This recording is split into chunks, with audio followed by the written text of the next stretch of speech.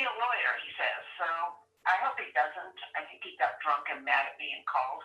You know?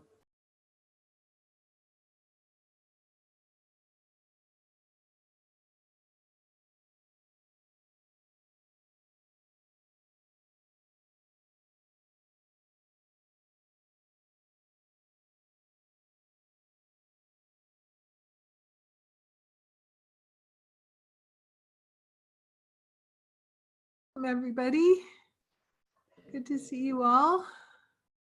You too. So I think we'll go ahead and begin. So we'll start our evening with the same meditation that we were doing last week, just as a way of review at the very beginning of class. So we'll begin with that practice and then see if there was any questions, if you might have had a chance to do it in the week since last week.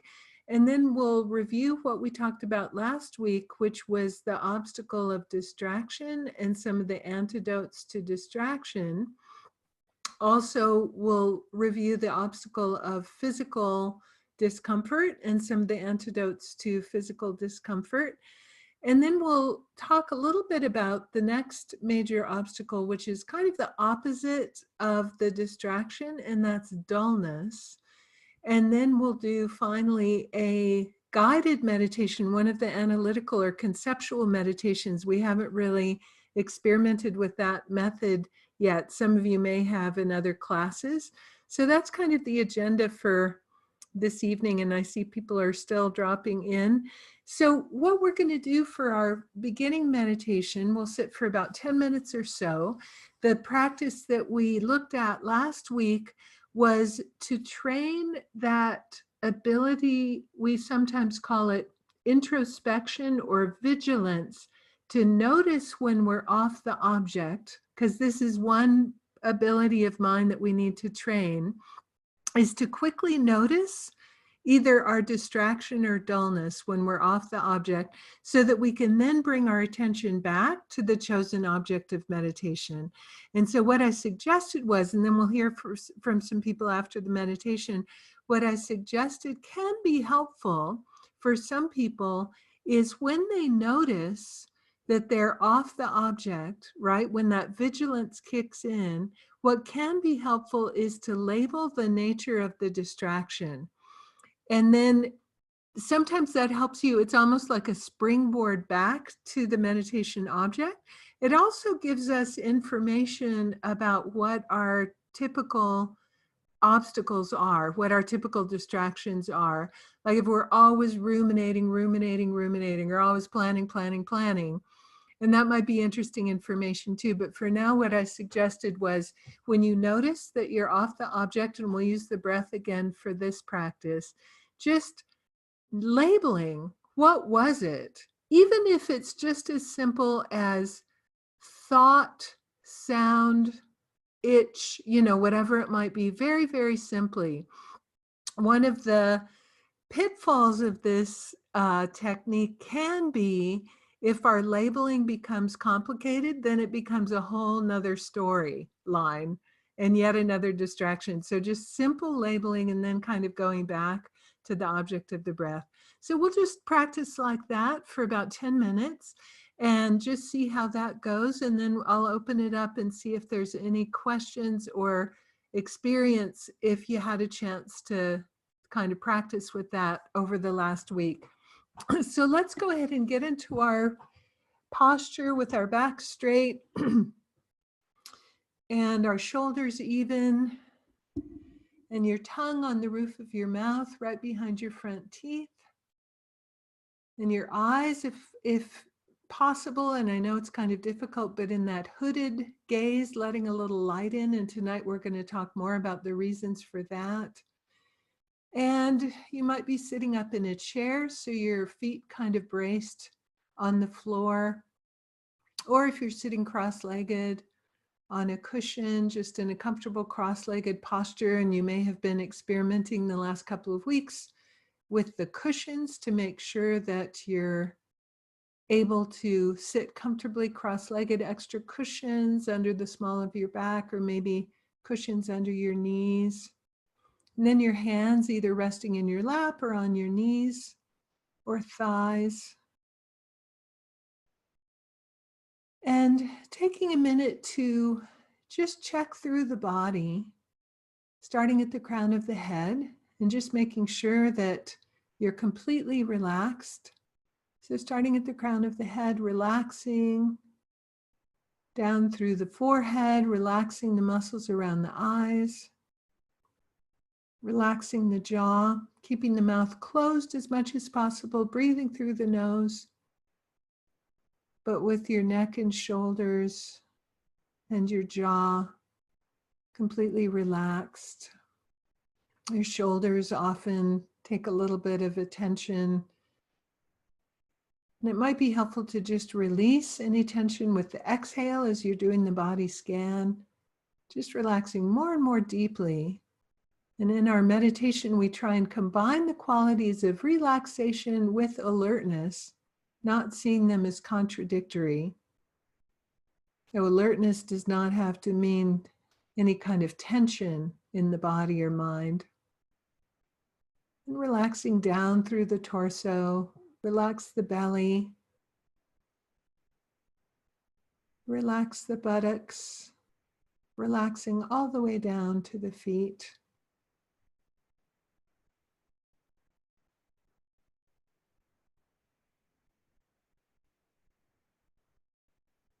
And then let's round off this initial settling of the body with 3 deep diaphragmatic breaths. So deep, deep inhalation, deep exhalation.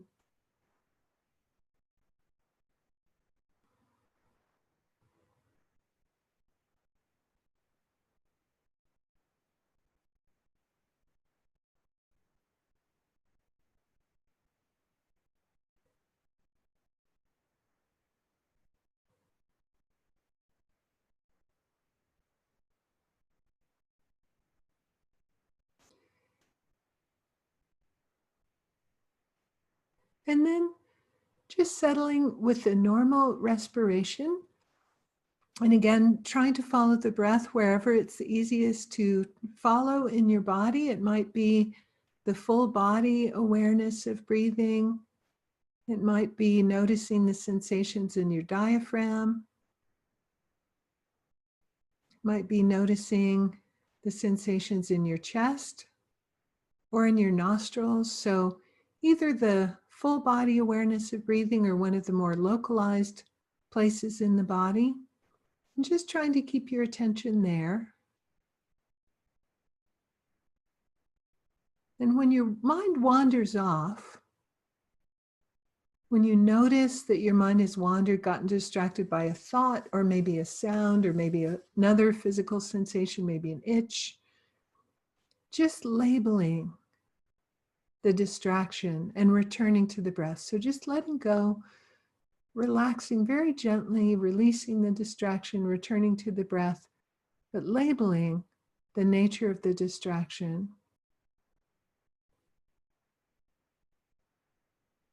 And so we'll just practice like this for about 10 minutes or so.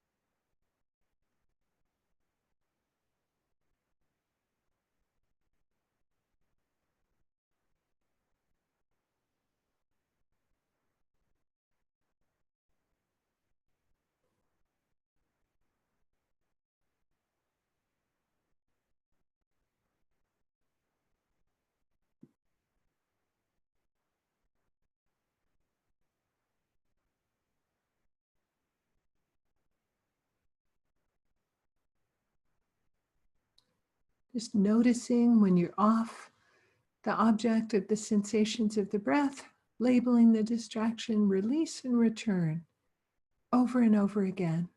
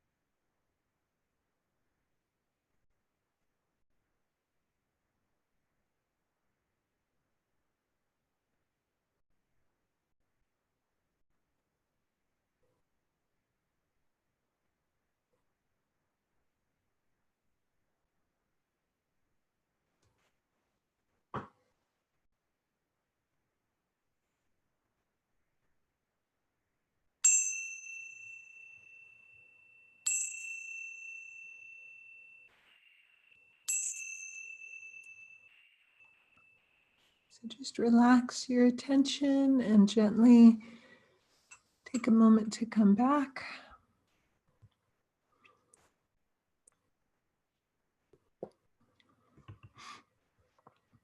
And so in our meditation, there's two qualities of mind that we're using, and one is often called mindfulness. It's a little bit different than what we think of when we think of mindfulness meditation, but the mindfulness meaning keeping our mind on the chosen object. And then this introspection or vigilance that notices when we've wandered, when we've strayed off the object. Sometimes it's called like the watchdog of the mind. I used to live in New Zealand for a number of years, and they always make a joke that in New Zealand there's 4 million people and like 40 million sheep or something like that. And it's pretty true. So you're always seeing these like huge flocks of sheep. And I'd be so fascinated watching these sheepdogs herding the sheep. Like one sheep starts to stray a little bit and they're just on it, right? So this is this capacity of our mind so that we don't waste so much time off the object. We notice right away, oh, I'm off, I'm off, thinking, planning, remembering, sound outside.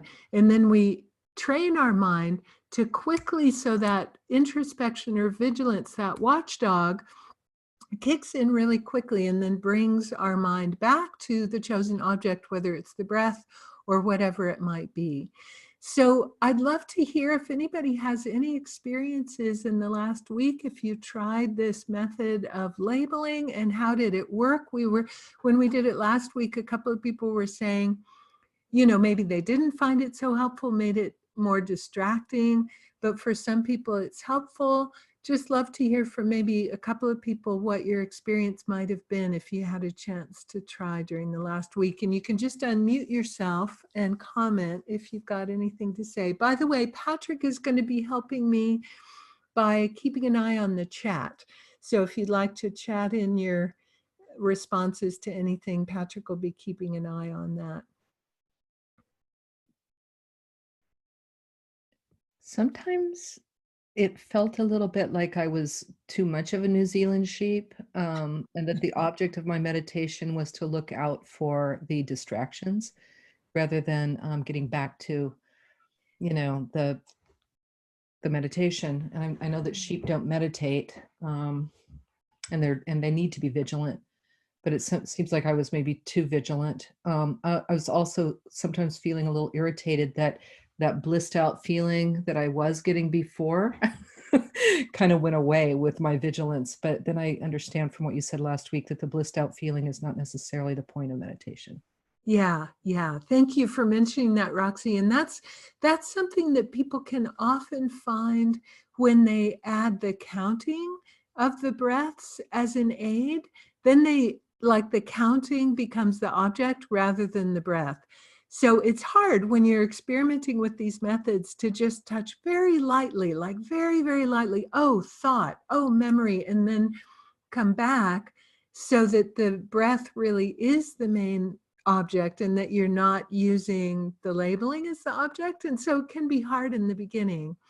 And yeah, we're going to talk a little bit more about kind of the blissed out state today, because one obstacle, anyway, I'll just wait until we get there, because it can be another obstacle that we think that we're having a really good meditation, but there's a quality of mind missing that we call subtle dullness, which feels really good. And we're just like, ooh, wow, I was all zen and in the zone. And so it's not necessarily a great meditation, but some of these techniques we use to train the mind in the beginning do feel a little effortful and contrived until we get used to them. But just touching very, very lightly and kind of, I think of it as kind of just bounce back, keep bouncing back to the main object. Thanks for sharing that. Anybody else have any experiences to share with that practice? I do. Yeah, Kathy, and then Patrick. Thank you. So I found that if I was only paying attention to my breath in my nose, that I would get lost.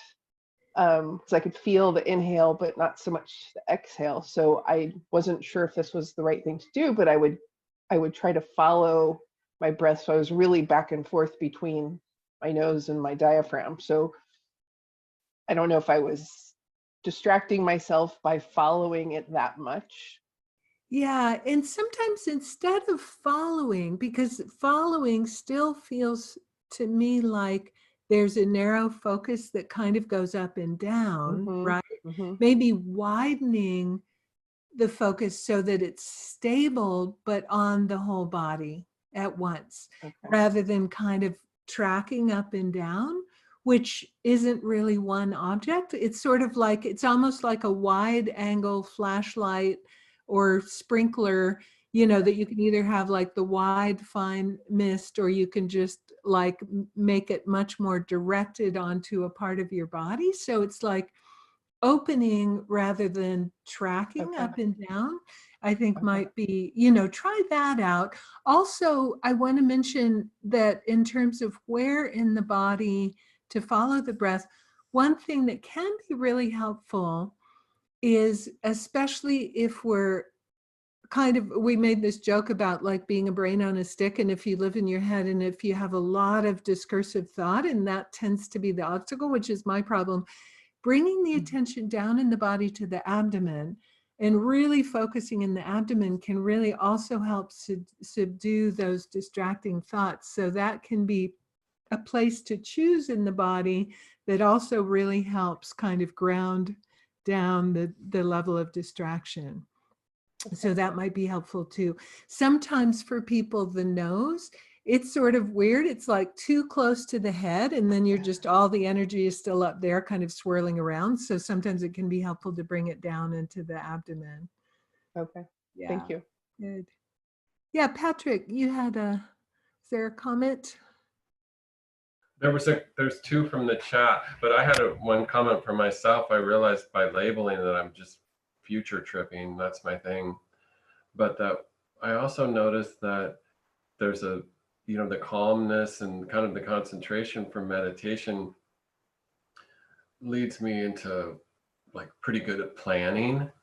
But so I'm realizing that reminding myself that I journal and that I do planning, that I've got it taken care of, but my mind wanted to go to future planning. So the labeling helped me realize where I want to go, and then to make sure that piece of my life is taken care of outside of meditation. So that was helpful for me. Yeah, and that's one of the things too, if you notice, or like I was saying last time, you know, students sometimes asking for permission to keep a pad of paper and a pen next to the meditation cushion because they've got so many important thoughts they have to write down, and kind of making a deal with yourself and going, okay, look, I'm just going to be doing this for 20 minutes. Then I can journal about the planning using this nice concentration that I've developed.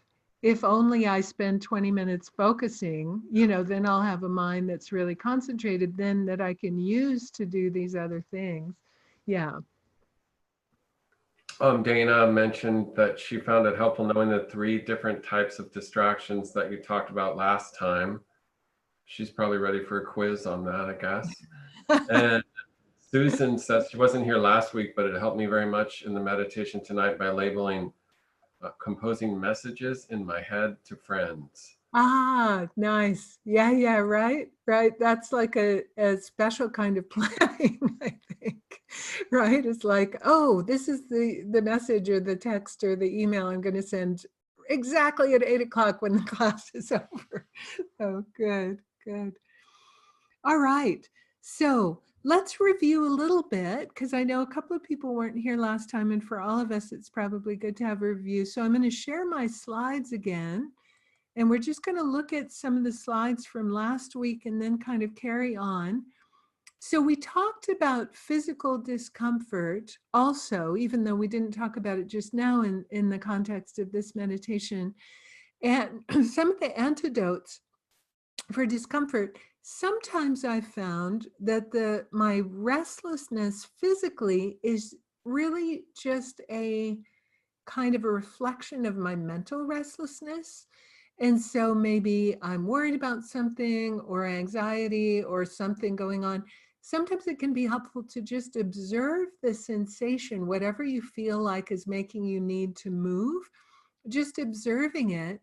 And sometimes by observing it, you can just change the label to sensation. It doesn't feel like pain anymore. You don't feel like, oh, I have to move, but it just feels like a sensation. Also the body scan, which we usually do at the beginning of practice, and you can do that even more deliberately, really spend time on each part and consciously letting it relax.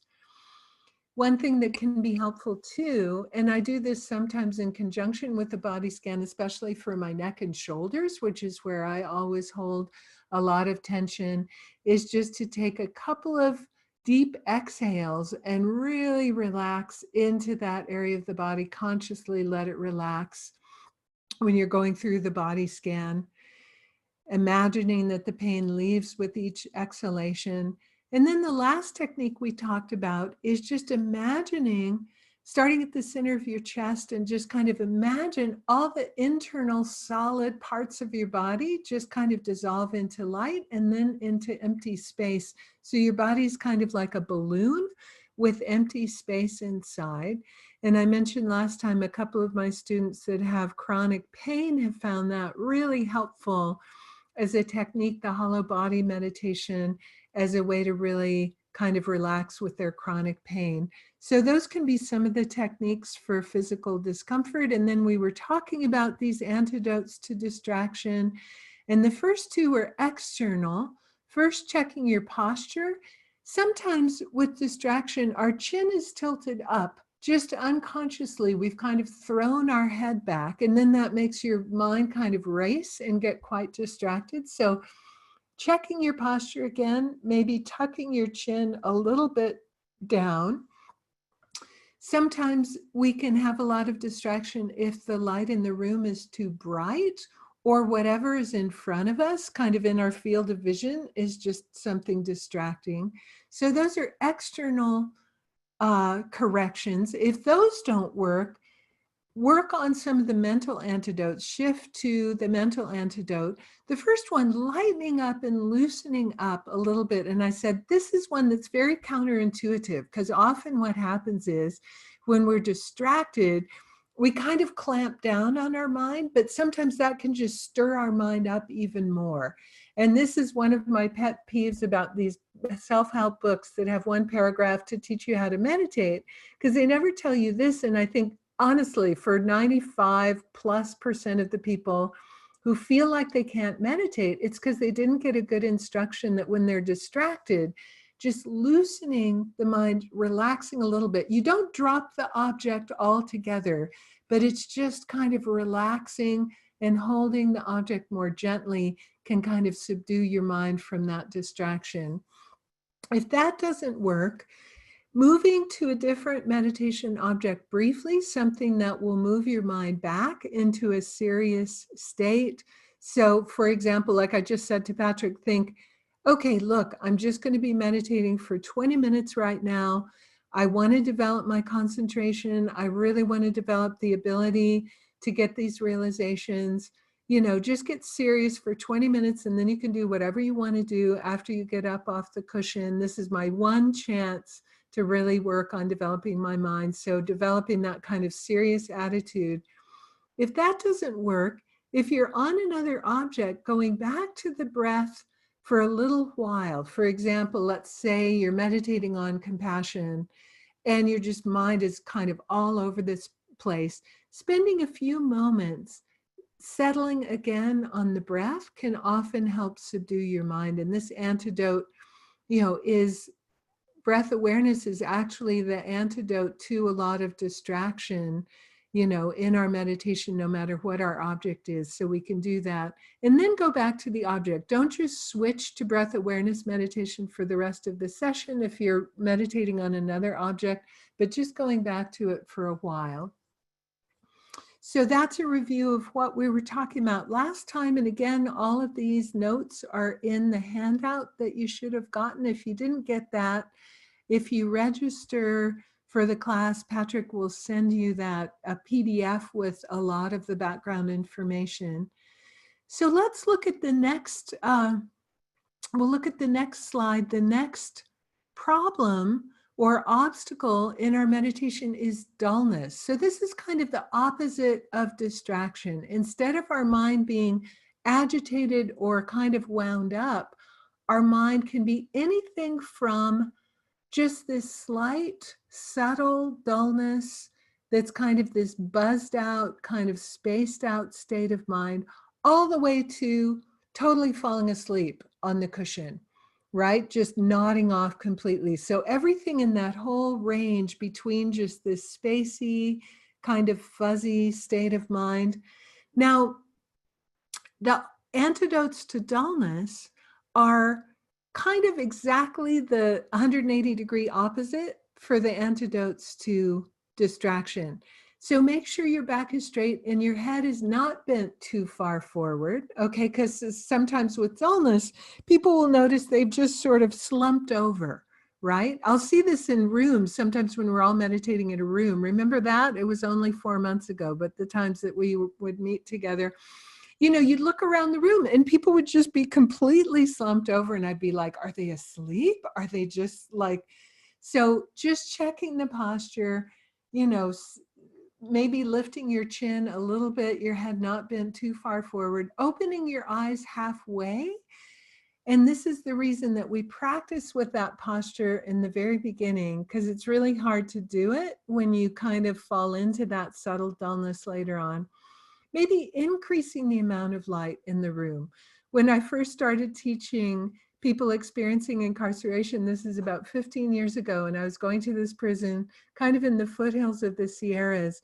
And I remember the very first time I went, in the so-called chapel, I mean, which is like a very exalted word for what this room was. It was basically a cinder block kind of room, no natural light whatsoever. So the first time that the first class I had with the guys, I go, okay, now we're going to meditate. One of them got up and just turned all the lights off, and the room was just pitch black. And I'm like, nope, that is not going to work. Because then everybody's just going to fall asleep, right? So, you know, even having a little bit more light in the room. Every time I've meditated in a room that's just too dark, I hear a lot of snoring, so I don't think it really works out so well. So the external corrections, try first. And then if that doesn't work, move to the mental corrections. So now tighten up a little bit mentally. So this is the opposite to that loosening that we do with distraction. Tightening up when you're just starting to space out a little bit, tighten up the intensity, buckle down a little bit. If that doesn't work, sometimes we have dullness or distraction when we're feeling uninspired. So in this case, in the same way that you move your attention to a serious object, if you're feeling too much agitation, to kind of bring your mind up, think of something inspiring, the wonderful opportunity that you have to learn how to meditate. Maybe think of inspiring, you know, spiritual teachers or inspiring role models or whoever might just make your mind feel a little bit more bright, a little bit more inspired. So something that lifts them up, and then go back to the object. And then the ultimate drastic correction is getting up off your cushion and just doing something. If you keep just nodding off, get some fresh air, look at the sky, splash cold water on your face, then go back to your cushion and return to the object. Keep going, do a couple of rounds of 10 breaths, and then go back to the object. We're going to talk later on about the most conducive conditions for meditation. So with this ultimate drastic correction, even before this, don't meditate if you've just worked a 15-hour day and eaten a big dinner and it's 11 o'clock at night and you're exhausted. Just forget it. Of course, you're going to nod off on your cushion. So this is just saying, if you're falling into that dullness and you've corrected for some of the other kind of conditions that make it possible to have a conducive meditation. And it doesn't mean getting up, or it doesn't mean giving up. Even if you get up and splash your face with cold water and go back to the cushion, you know, that's the ultimate kind of drastic correction. So I'm going to stop sharing the screen now and see if there's any questions about this list of antidotes before we carry on. Any questions or comments here? Yeah, Dana, do you want to unmute? Do you have your audio today? Great. Yeah. So you kind of mentioned it a little bit, but I was actually wondering about physical tiredness that's not after an exhausting day, but like if you're, You know, I noticed like in the mornings, you know, you suggested us to try it in the mornings, and I actually have quite a hard time in the morning because I'm still like groggy and my nose is kind of stuffy. And so like these physical distractions that I know make it very hard for me even to get into a conducive place for meditation. So I don't know, is it better just to go and do something else, and then once you're in a better physical state to And some meditate? Or people, yeah, and for, you know, often morning works for people because they're fresh, they're well rested. It's before they've like talked to a lot of people and started interacting or checked their email or whatever like that. I mean, now everybody has their phone in their hand as they're sleeping, so it's impossible to tell people don't check your email before you meditate. I'm just going to give up on that. But it doesn't always work for everyone. I had a really good friend and he was such a night person. And for him, 11 o'clock at night was like the peak time for meditation. And there was no way he could have a good meditation at like 7 o'clock in the morning. And I would laugh because I go, by 11, I've been in bed for 2 hours. Like, are you kidding me? Right? Because my prime time is like 5 a.m. to 11 a.m. for everything, including meditation. So it is really individual and you have to experiment. Don't kind of pop right out of bed and immediately meditate, like wash. If you want to, somebody, I think it was Dave, was asking about coffee and tea and if that will wake you up, and, maybe eat a little something, like not too much that you're going to be full, but do whatever you need to kind of wake up and kind of get ready. Totally. And it might be a really different time of day for a lot of people who have young kids. Morning doesn't work because their kids are awake already. And so they wait until they put their kids to bed and then meditate then. So we all have our own kind of biorhythms, and you could just experiment.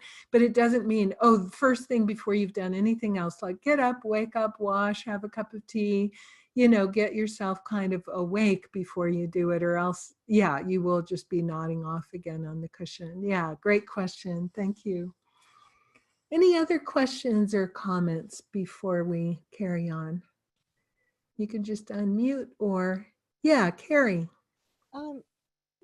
I have a really busy job. I've tried morning and nighttime. Obviously at night I sleep. And in the morning, I'm just like Dana. I have to just be in the right moment. But I find that midday, just some breathing exercises works. But it's really loud where I work. I work in the kitchen. I mean, is there like a midday, like a mini mini version of what we're doing now that is sustainable? And, a lot of people find that they just take these kind of like flavor the day with practice, like throughout the day. So if you have a chance to do that and get into a quiet space, one of the things when people are really busy, like some of my teachers that have been Tibetan Lamas, and they go, just go to bed a lot earlier so you can get up earlier and have that quiet time before you go to work. And a lot of people who do choose to start meditating really do kind of shift, don't watch TV until late, and, go to bed a little bit earlier so you have that time. And then it's just kind of that morning time. It's kind of like brushing your teeth. Like you wouldn't even dream of going out of the house without brushing your teeth. And you wouldn't dream about, going out of the house without meditating when you get in the habit. But of course, if midday is a better time for you, and you can find a quiet place to do a shorter version of the practice, of course, that's all right too. Yeah. Just sometimes we do need to adjust and kind of reprioritize if we really do want to be kind of serious about developing a meditation practice as well. Yeah. Thank you. Thank you. Any other comments or questions? So when we're talking about dullness, and this is where, remember the very first session when we were talking about the posture, and I said it's really good to keep your eyes just slightly open, like train in that from the very beginning. And I said there's a wide range of what we call dullness, from like nodding off on your cushion all the way to what we call subtle dullness, which is just this sort of buzzed out, slightly spacey state of mind that is very dangerous. Lama Tsongkhapa, the founder of our tradition of Tibetan Buddhism, said, this is the most dangerous state of mind because it feels like a really good meditation. You're like, wow, I can sit here. I'm just like chill. This is awesome. Most people who sit from the very beginning of their practice and they feel like they're sitting for an hour or 2 hours and they think they're doing great are probably in subtle dullness. Sorry if that's you, I just burst your bubble, but often it's subtle dullness if you're able to sit for a long period of time in this sort of buzzy, blissed out state of mind. And so Lama Tsongkhapa wrote about this extensively in his collected works, and he would say, this is so dangerous because then you can really waste a ton of time in this state if you don't know that that's what's happening. So now I'm going to give you the key for knowing whether you're in subtle dullness or if it's a really good meditation practice. And I'm going to share my screen again. I've got another slide for you. So we talk about, when we're talking about 3 kind of qualities of a good meditation session, we say one of these qualities is fixation, the ability of the mind to stay on the object. Okay, so this is just says you're able to keep your mind on the breath, or you're able to keep your mind on compassion, or whatever you're meditating on, and your mind doesn't stray. So this is the one that we've been talking about the most so far, is just that ability to kind of stay onto the object and not fall into either that distraction or this gross dullness. We talk about gross dullness, which is just losing the object altogether, completely spacing out on the object, maybe nodding off, just losing it completely. So one of the qualities of good meditation, whatever object we've picked, we're able to stay on that object. Then the second quality is clarity. So we don't mean clarity in terms of the external image or anything like that, the image in our mind's eye, but the clarity of our mind. So it means your mind is clear, a good feeling of clarity in the mind. Sometimes one of my teachers described it using this, like maybe it's this very American expression. It's like bright-eyed and bushy-tailed, like you're really kind of like alert and clear. You have that alertness and clarity of the object. And then the third quality is intensity.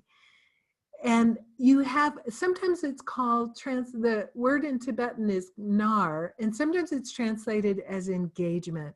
And what this means is you're super into it, right? And I always think of it as like when I was reading probably the last 4 Harry Potter novels. I'm really dating myself, even though that was like well into middle age that I read Harry Potter, but you couldn't even put it down. And you're like, oh my God, I have to work tomorrow. I need to go to bed. But you're just so into it that you're staying up, or like those great movies that you're just on the edge of your seat. So that's this quality. You're just super into it. Total engagement, total absorption. So with gross dullness, we don't have any of these. There's no fixation. Gross dullness, like sleepiness, you can't stay on the object. Your mind definitely isn't clear. There's no engagement. Subtle dullness has the first 2 qualities, but not the last. So with subtle dullness, your mind is on the object, you have mental clarity, and that fools you into thinking you're doing really well. And this is an awesome meditation session. You're like, wow, I'm able to sit there for an hour and not lose the object. I'm rocking right now. But you don't have that intensity. You don't have that engagement and that kind of energized intensity. So that's the difference. So in later sessions, we're going to talk about these 9 stages that we go through, kind of building up to this perfect ability to meditate with all 3 of these qualities. And so what happens is you kind of, as you're going up these 9 stages, we kind of are in gross distraction. We kind of overcorrect, and then we go into gross dullness, and then we correct for that, and then we send ourselves back into distraction.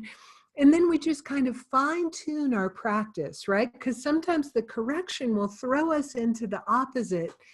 And this is just kind of what happens for a while until we really develop the good habits and we're able to make those mid-course corrections quite quickly.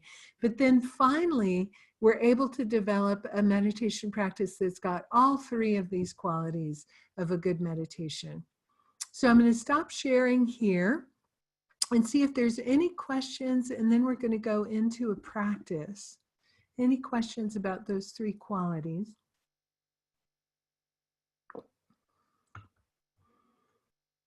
Okay. So we're going to go into a practice in just a minute. And what we're going to do for tonight's practice, we've been so far, in the classes we've had so far, we've been working on the single-pointed concentration style of meditation using the breath. So we've been focusing on the physical sensations of the breath in the body as our object. What we're going to try tonight is one of the more conceptual meditations. Sometimes we call these analytical meditations, where instead of focusing on just one object, we're actually going to use our conceptual thought process to try to develop an insight into some aspect of the nature of reality. This is very, very traditional in Buddhism. So when people think that meditation is trying to empty their mind of thoughts, what we're doing in this practice is really trying to direct our thoughts onto a specific object. And so I'm going to guide you through with some prompts. So I'll prompt you and then really contemplate the prompts, really see how they apply to your own life. Then sometimes we'll really get a breakthrough of insight.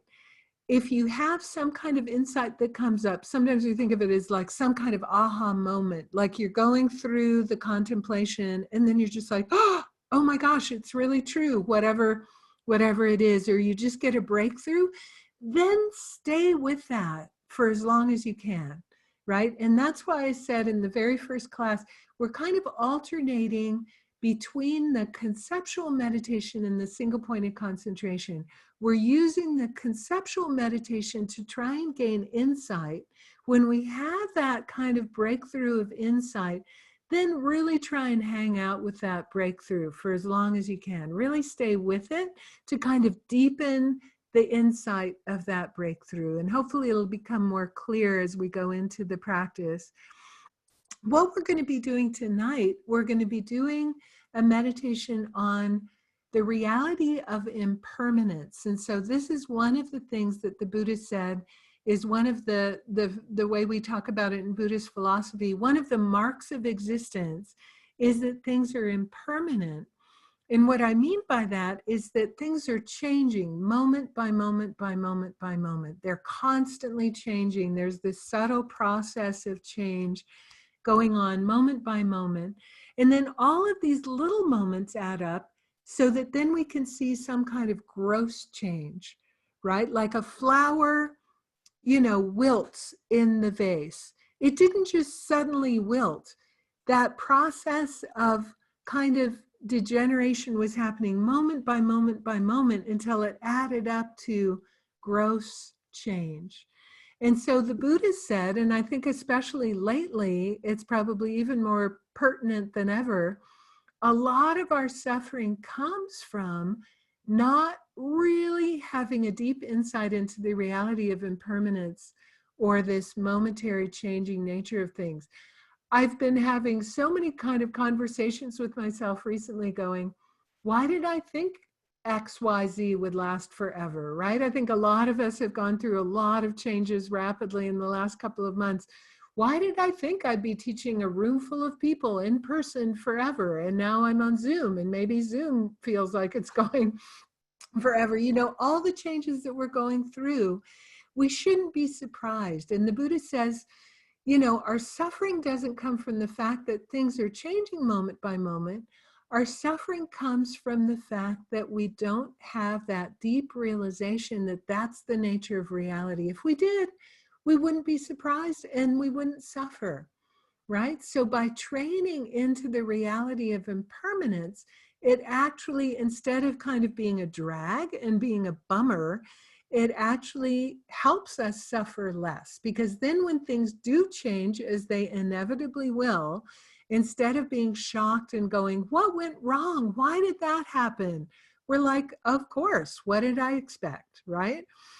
So by doing these deep meditations, you know, and I think when I say, oh, things are in the nature of impermanence, they're changing moment by moment, I don't think there's anyone on this call that would disagree with me intellectually, but we don't have that felt sense of that being the reality, right? And that's the difference between a kind of a heartfelt, deep insight and understanding something intellectually, which is really the whole point of Buddhist meditation. There's no Buddhist concept that's that hard to understand intellectually, but for it to become a heartfelt, gut-felt reality for us and to change the way that we kind of approach our lives, that takes lots and lots and lots and lots of, you know, internalization, shifting on the meditation cushion. Some of you have heard me tell this story. It was years ago, and I was at some kind of Buddhist conference, and there was a panel, and one of the panelists was this Buddhist scholar, this man, I think he was American, and he just spent all his time translating the Buddhist text from like Sanskrit and Pali and Chinese and Tibetan. And I remember him saying, you know, I was translating this text one day, and for once, something went below the neck, meaning he'd really had a realization of it, and it wasn't just intellectual for him. So that's what we're trying to do with our meditation practice, is for it to go below the neck. And that only really happens with meditation. So that's the point of doing these kind of practices. So I'm going to guide you through an impermanence practice. We're going to take a quick break for about 3 or 4 minutes just to stretch and a bio break, and then we'll be sitting for about 20 minutes. So I'll ring the bell, give you a couple of minutes to take a break, and then see you back in about 3 or 4 minutes.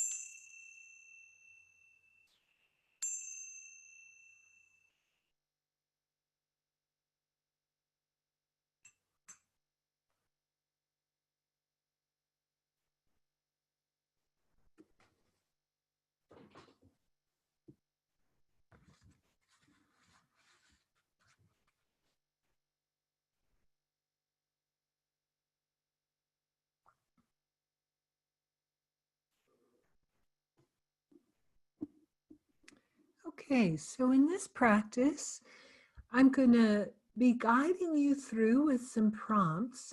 And so I'm going to prompt you of something to think about, to reflect on and contemplate, and then I'll pause. And so during the pause, contemplate, see if you can get some insight into what I've prompted you.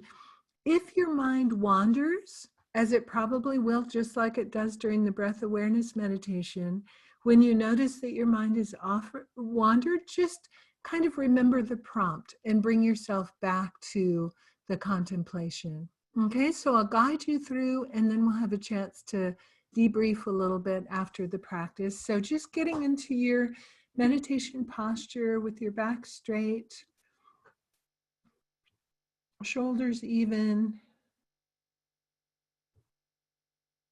chin tucked in a little bit, your tongue on the roof of your mouth, right behind your teeth, your hands resting in your lap or on your knees, and then just taking a few moments to kind of check into your body. We won't do a full body scan, but just sweeping through your body, just relaxing any tightness or tension or constriction.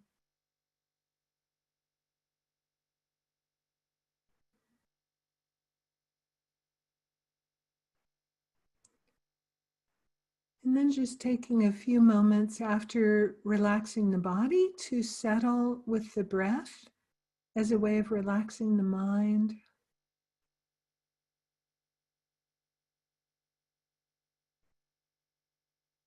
So as we usually do in our breath awareness practice, just bringing your attention back to the breath when your mind wanders, and we'll just do this for a few moments as a way to settle in to the present moment.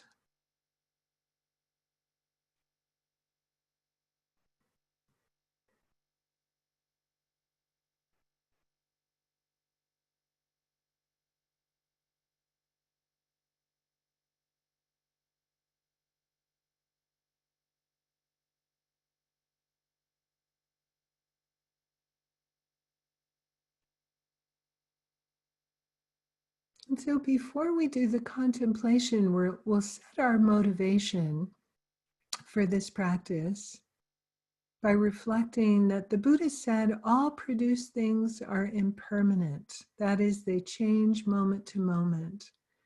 So produced things includes things made by people, also plants, trees, animals, insects, mountains, oceans, and our own bodies and minds. So all these things don't remain the same from one moment to the next, but are constantly changing.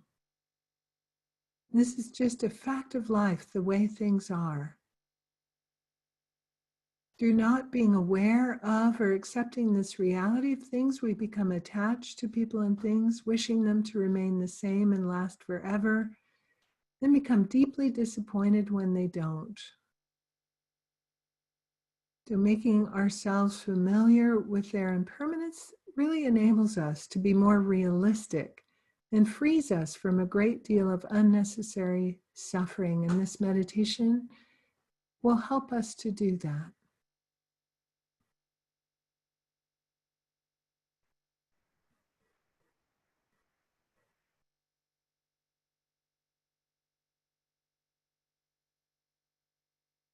So we'll begin the meditation by observing the breath, as we usually do. So turning your attention to the breath again in the body, observing the sensations.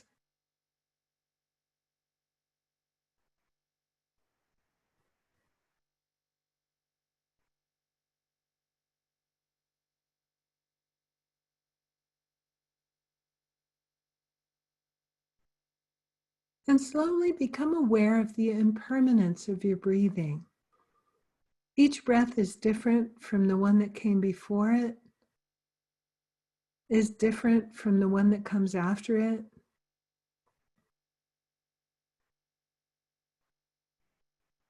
You're breathing in different air with each breath. Your body's changing with each breath. There are different sensations around the nose, inside the nostrils. Your lungs expand and contract. Your abdomen rises and falls. In each moment, with each breath, there is change and flux and flow. Take some moments to really attune to the impermanence of your breathing process.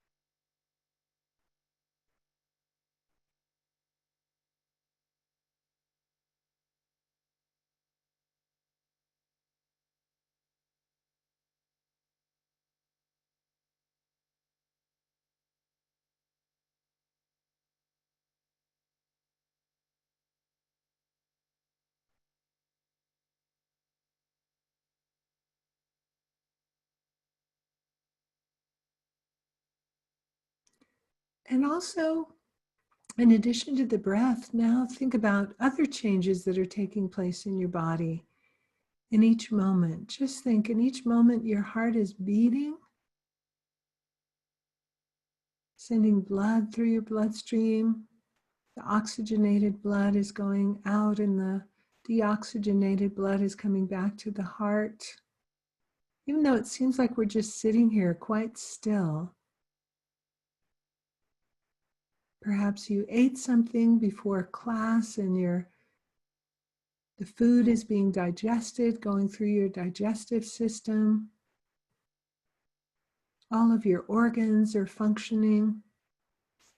So just take a few moments to think about the other changes in addition to your lungs and the breath, the other changes going on in your body in terms of your organs, your heart, your stomach, your blood flowing through your veins.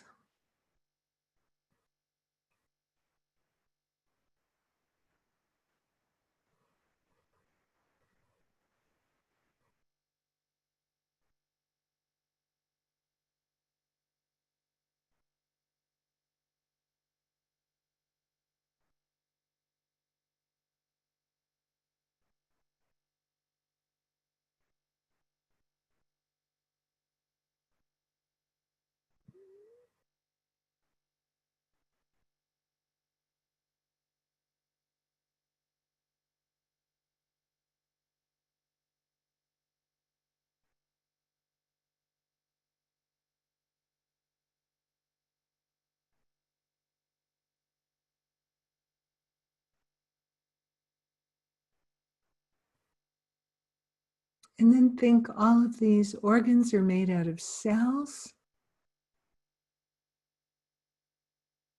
There's substances going back and forth across the cell membranes. This new cells are being produced, old cells are dying. So at the cellular level, so much change going on in every moment.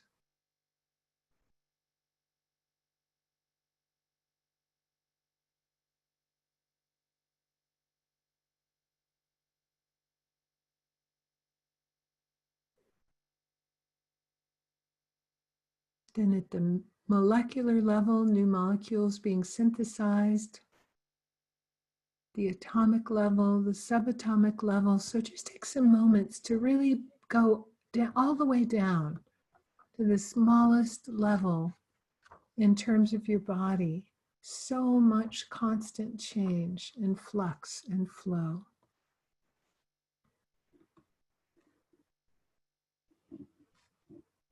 Everything in constant motion, everything constantly changing. Really try and get a feel for this change taking place each moment in your body.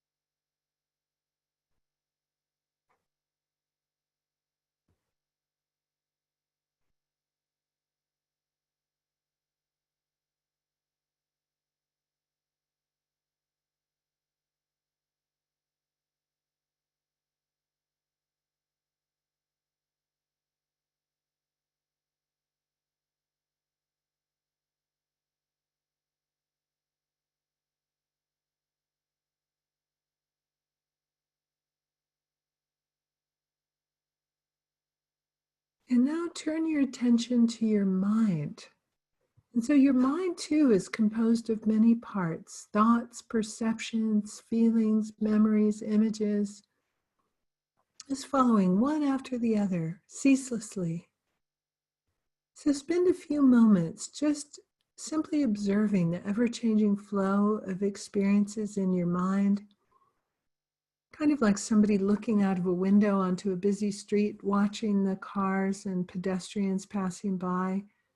So not clinging to anything that you see in your mind, not judging or commenting, just observing. And try and get a sense of the impermanent, ever-changing nature of your mind.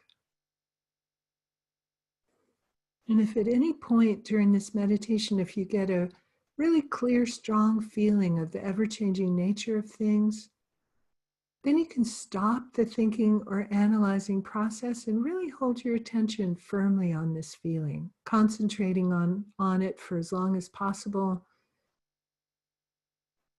And then when the feeling fades or your attention starts to wander, again, return to analyzing the impermanent nature of things.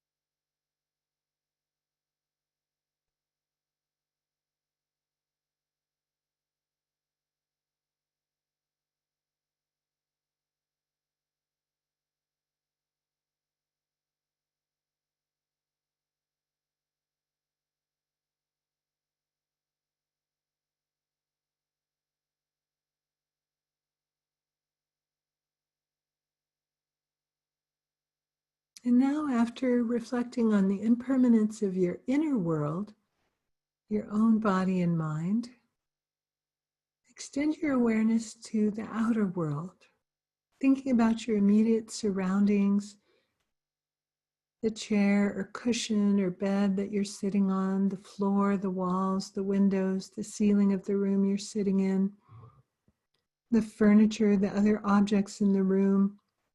And take a moment to consider that each of these things, although appearing solid and static, is actually a mass of tiny particles whizzing around in space.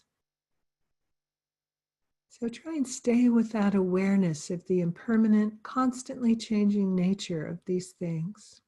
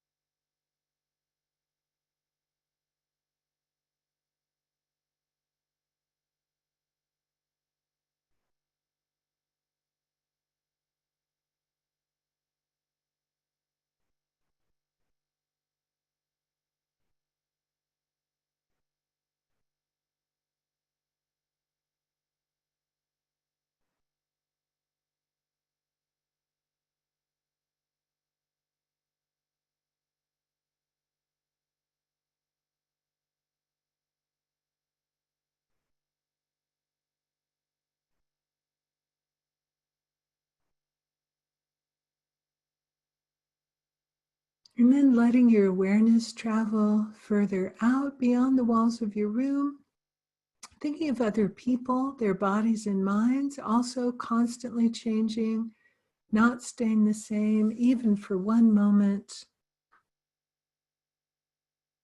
The same is true for all living beings, animals, birds, insects, thinking all of them having bodies and minds changing just like yours is. So letting your imagine go out, travel beyond the walls of your room, thinking of all of these beings.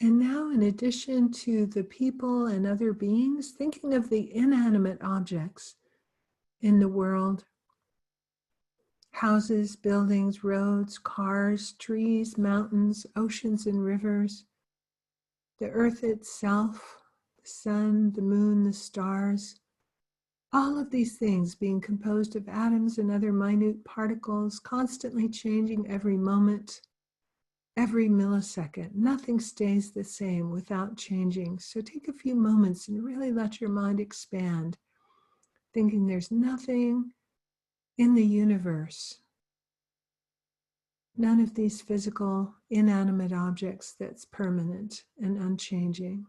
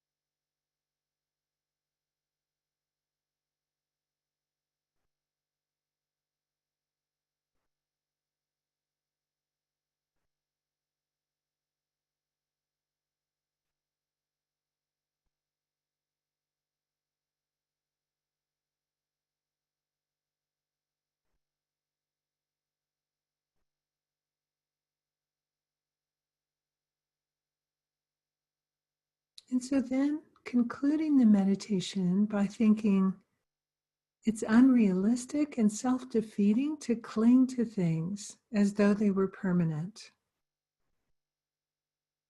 The things that are pleasing will change, so we can't expect them to give us lasting happiness. Whatever's unpleasant or disturbing won't last forever, so there's no need to be so upset about it or reject it. So dedicating the positive energy from this practice that we might be able to get this insight into the reality of impermanence and reduce the suffering that comes from that unrealistic way of looking at things.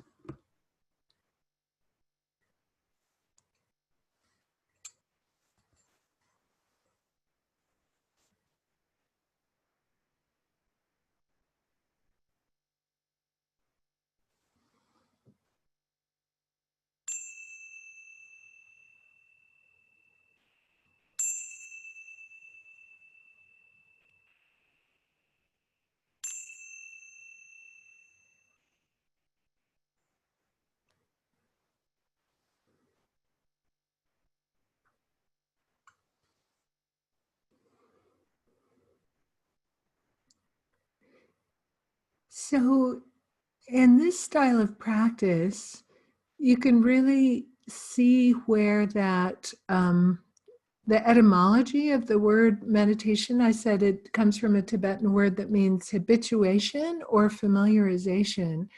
So this is an example of meditation that you can really see how, you know, even if you understand intellectually impermanence, by doing this over and over and getting a real felt sense of that reality of the ever-changing nature of things, then when things do change, you won't get so thrown off, right? It doesn't mean that, doesn't mean that we won't miss the nice things when they change.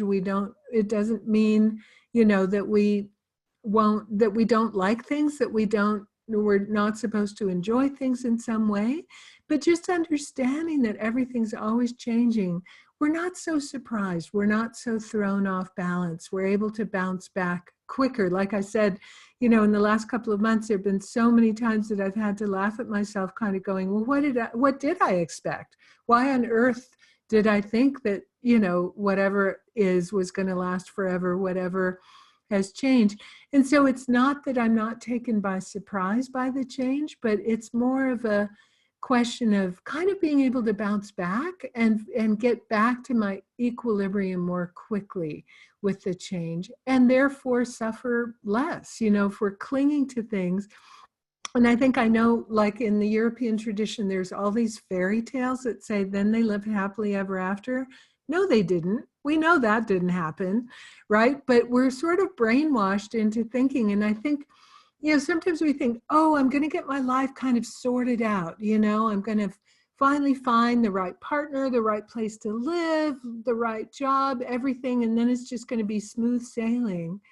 And has that been true? No matter what age we are, those of us on this call, it probably isn't true, because things are changing from moment to moment. So the more we get used to that, it's not meant to make us depressed or make us not enjoy the things that we do have. It's just about having a more realistic attitude.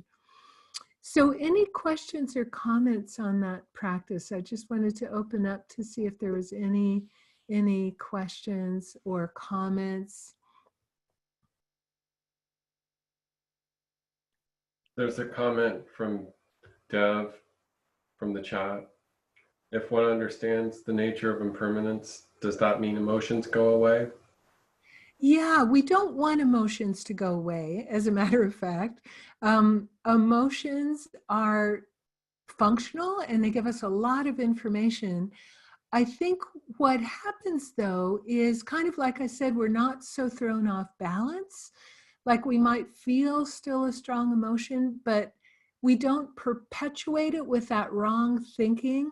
I'm thinking of, for example, grief, which is complex. It's not just one emotion, but I often get asked, oh, you Buddhists that are trained well in impermanence, does that mean when someone close to you dies, like you're fine and you're not grieving? And I'm like, not at all. But I think there's an extra quality that really exaggerates our emotions. For example, grief of like, why is this happening? It shouldn't have happened. It shouldn't be this way, right? And so I think a reality of impermanence, whether it's grief or happiness or any other emotion, we're kind of able to hold it lightly and kind of get back to equilibrium more quickly. So often we're not so thrown off. We don't stay stuck in a destructive emotion. But it doesn't mean we're trying to wipe out emotions altogether, because our emotions really are functional and give us certain information. There's another class I teach called Cultivating Emotional Balance.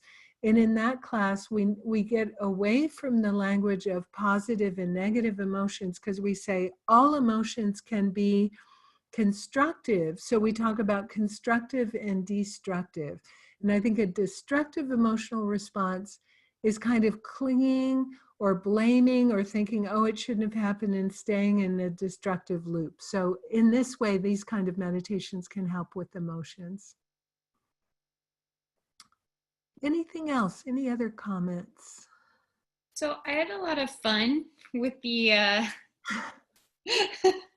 Dana. with the analyzing, and I don't know, like, it was nice that you kind of prompted, if you have like an aha moment, fixate on that, as opposed to I don't know, like especially when we're in the body, and I was thinking about the organs and like my hair growing and all of these things.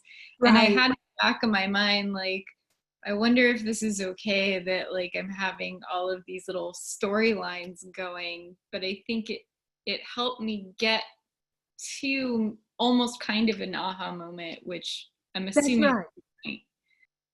Yeah, and that's exactly the point. We're using that conceptual process, and it will be very conceptual. We'll have all these ideas, and we'll be analyzing it in different ways until we get kind of the breakthrough or the aha, right? That comes from that kind of process of analyzing. And sometimes it'll take a while to kind of hit on it.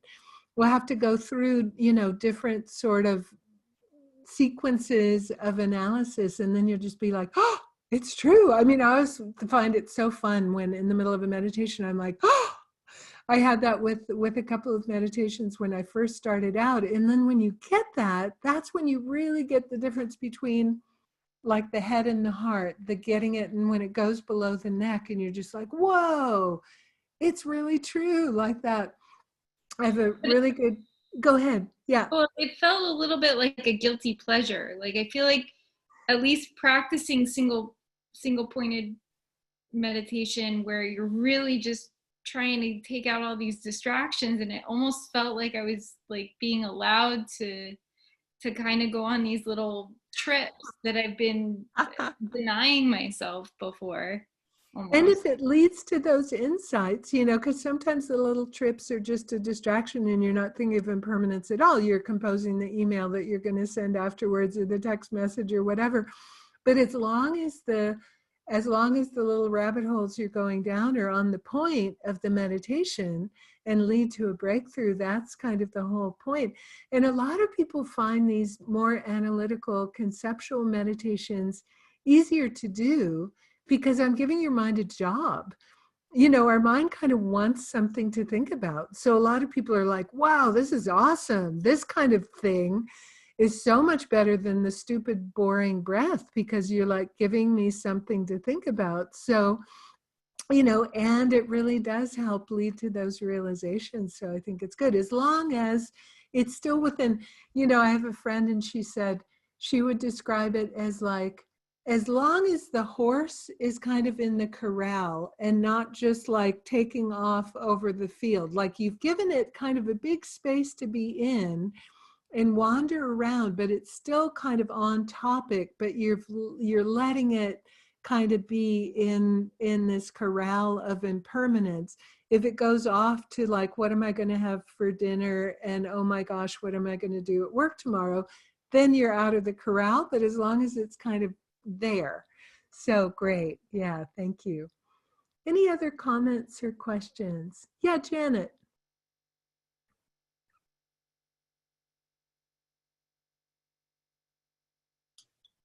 There you go. I found the unmute button. Yeah. So I kind of had two stages in that meditation. At first, imagining all the activity in my body, it felt kind of scary, like all this fragmentation, and then the next phase was, I don't know if you know the movie Koyaanisqatsi. Oh, yeah. With the music of by Philip Glass. Yeah. And there's all this change, like you see the traffic going on the highways, and the cars going by, and they're streaking, and then the clouds are going across the sky, and time passes, and the light gets lower, and it's dark, and I thought, so I ended up thinking, this is really beautiful, and that's the moment that I chose to focus on as an object. Nice. Wow, that's, we should just show that movie next week. That's a great impermanence meditation, that movie. Anybody hasn't seen it, it's from the 80s. Some people might have been around back then, but yeah.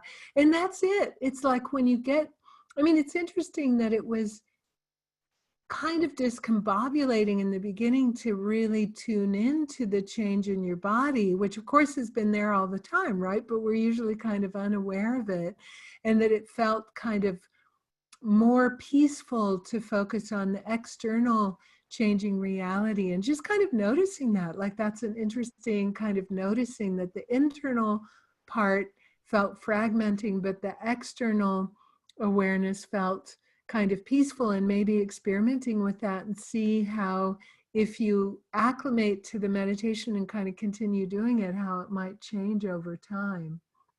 Thank you. Thank you for that reflection. Any other comments? We've got another minute for another comment. This is Carol. Hi there. Hi, Thank you Carol. for the impermanence. That was a very helpful meditation.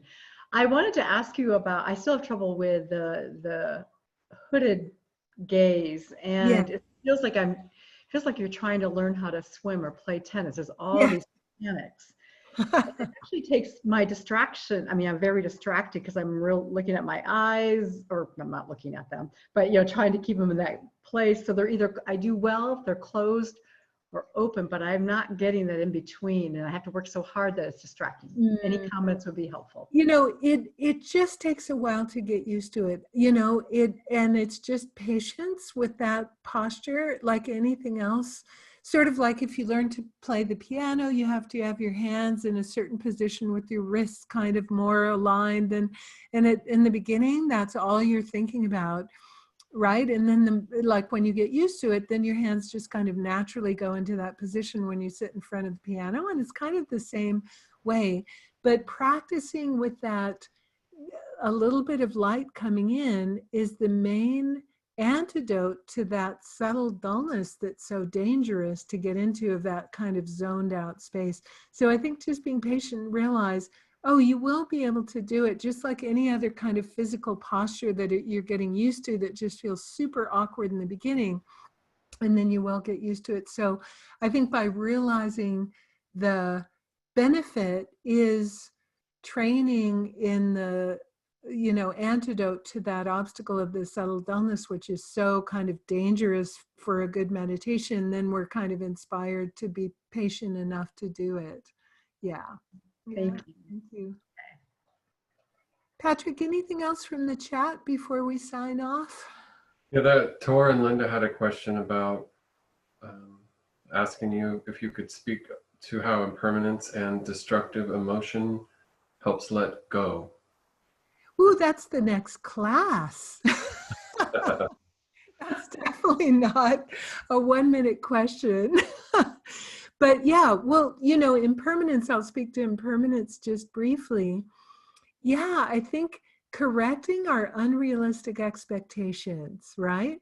So like we were saying kind of in the conclusion to the meditation, things I enjoy are going to change. Things I don't enjoy are going to change. It's all kind of in the nature of change, and just sort of, I think relating to reality is more of a process than concrete fixed things that I'm relating to. It's like this ever-changing flow. And I think the flexibility of mind that comes from training in kind of relating to reality as a process instead of like concrete, fixed, unchanging things out there helps us kind of relax into the changes that do occur in our life. I mean, I've really found like a couple of times in the last couple of months, something that I was just kind of counting on, or I thought was going to be happening, and it's just gone. Like, it's just not coming back. And then, I'm kind of thrown off, but it's like, oh, wow, yeah, what did I expect? And so it helps me be more mentally flexible, with the changes that are happening at what seems like even a quicker rate. The impermanence question, that's kind of a long story. I'll hold off on that and get to that maybe in another question. Yeah. All right. So thank you all. Next week, we're going to be talking about, actually in the sequence of the obstacles and the antidotes, the very first obstacle is the obstacle of what's called laziness, which is defined as just not feeling like getting on the meditation cushion in the first place. Even before you have distraction and dullness, if you don't even get down and sit and try and meditate, you're never even going to have distraction and dullness. So we're going to talk about that. And then we're going to practice with a different style of conceptual or analytical meditation, the kind where you're trying to generate a certain virtuous quality.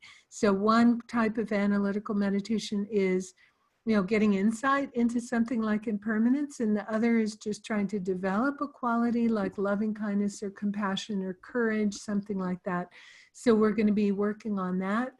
So I would suggest for your at-home practice, you might like to experiment with the impermanence or just kind of notice your reactions to things changing when they do. Just kind of notice if something changes in your life and you feel kind of thrown off by it, just really noticing that. For the sitting practice, I'd suggest continuing with the breath awareness. That takes quite a while to really develop that focused mind. If you find the labeling of the distractions helpful, you can continue with that, either the counting or the labeling or whatever you find helpful for supporting that practice. And then if you want to just maybe notice in the next week what your reaction is to the ever-changing nature of things, that might be an interesting thing to investigate, and then we'll talk about that next week. So have a good week. Enjoy. Stay safe out there. If you want to unmute and say goodbye to your classmates, wave goodbye. Thank you, Venerable. Thank you, Patrick. Bye. Thank you. Thank you. Bye, everybody. See you next week. Thank you all.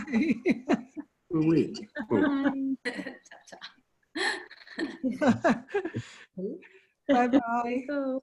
Bye-bye.